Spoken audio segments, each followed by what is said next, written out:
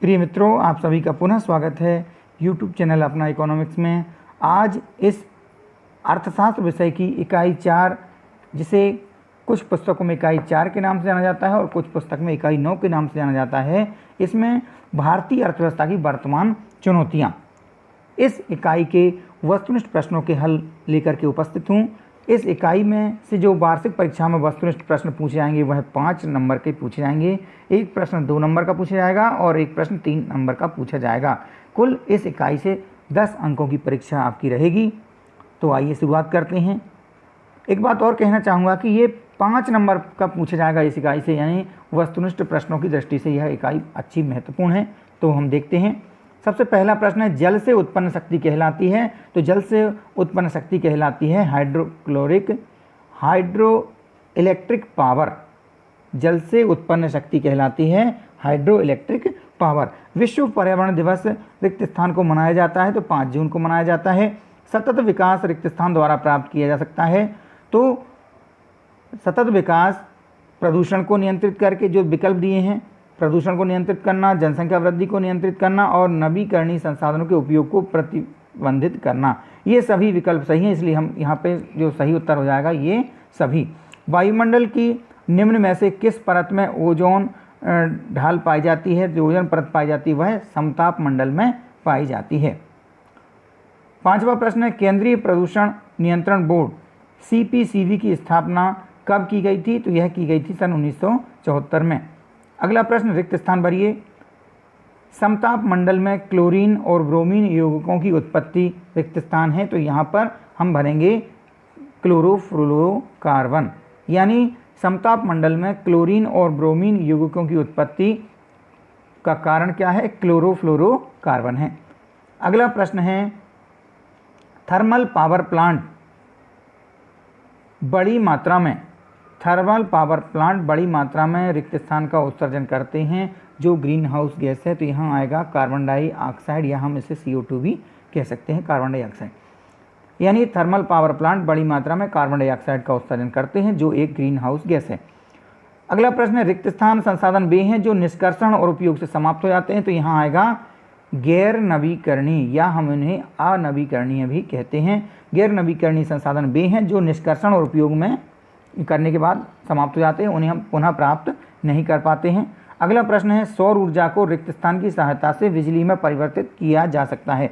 तो सौर ऊर्जा को फोटोवोल्टिक सेलों की मदद से सहायता से बिजली में परिवर्तित किया जा सकता है।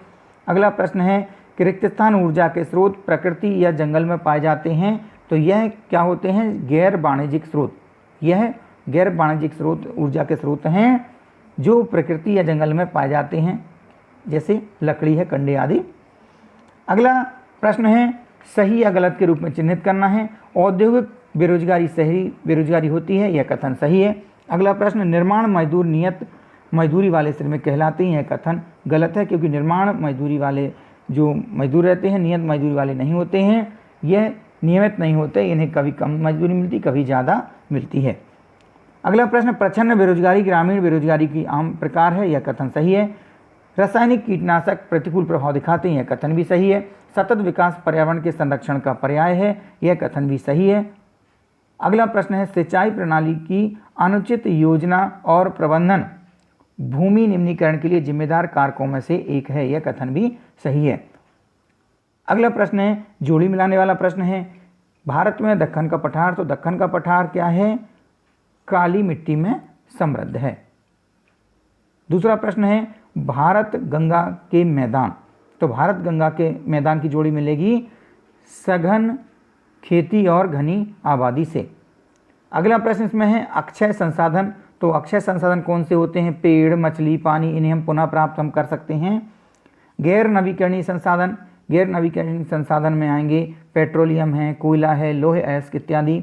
इसके बाद अगला प्रश्न है, पर्यावरण संकट का कारण, तो बढ़ते हुए शहरीकरण ही पर्यावरण संकट का एक प्रमुख कारण है। अगला प्रश्न, ग्लोबल वार्मिंग का प्रभाव, तो ग्लोबल वार्मिंग का प्रभाव क्या है? समुद्र के स्तर में वृद्धि होती जा रही है। अगला प्रश्न, एक शब्द या एक वाक्य में उत्तर देना है। तो मृदा अपरदन का मुख्य कारण क्या है? तो वनों की कटाई मृदा अपरदन का एक प्रमुख कारण है। वनों का अपरदन भी हम यहाँ पर लिख सकते हैं। CPCB द्वारा कितनी औद्योगिक श्रेणियों की पहचान महत्वपूर्ण प्रदूषण के रूप में या प्रदूषण करने वाली जो इकाइयाँ उनके रूप में की गई है? तो इसमें आएगा, उत्तर आएगा 17। अगला प्रश्न है ऊर्जा का वाणिज्यिक स्रोत क्या है? तो कोयला क्या है? ऊर्जा का एक वाणिज्यिक स्रोत है। कितने प्रतिशत ग्रामीण परिवार खाना पकाने के लिए जैव ईंधन का उपयोग करते हैं? तो आपकी एनसीईआरटी की पुस्तक के अनुसार 90% जो ग्रामीण परिवार हैं वो जैव ईंधन का उपयोग करते हैं। अगला प्रश्न है श्रम बल से क्या आशय है? तो श्रम बल किसे कहते हैं? जो व्यक्ति काम करने की योग्यता और इच्छा रखने वाले लोग ही श्रम बल कहलाते हैं।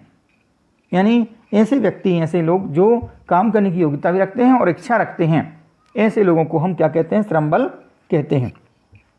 अगला प्रश्न है 1953-54 में कौन सा क्षेत्र वाणिज्यिक ऊर्जा का सबसे बड़ा उपभोक्ता था? तो वाणिज्यिक ऊर्जा का सबसे बड़ा जो उपभोक्ता 1953-54 में था वह कौन सा है? परिवहन।